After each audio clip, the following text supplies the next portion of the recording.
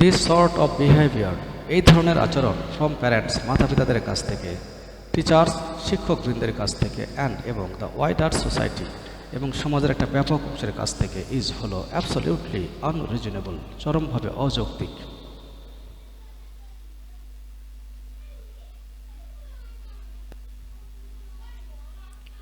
Getting good grades, ভালো grade প্রাপ্তির, have আছে আ পজিটিভ ভ্যালু, একটি ইতিবাচক মূল্য, ফর স্টুডেন্টস ফিউচার ক্যারিয়ার, ছাত্রছাত্রীদের ভবিষ্যৎ পেশার জন্য।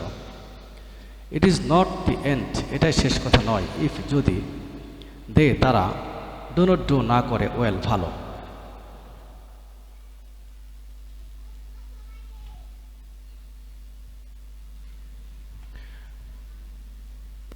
গুড রেজাল্টস, ভালো ফলাফল, ইন দিজ এক্সামস, এইসব পরীক্ষায়, ক্যান গিভ দিতে পারে, স্টুডেন্টস ছাত্রছাত্রীদের, অ্যান এজ একটি সুবিধাজনক অবস্থান, in the public university admission race, সরকারি বিশ্ববিদ্যালয়ে ভর্তি দৌড়ে।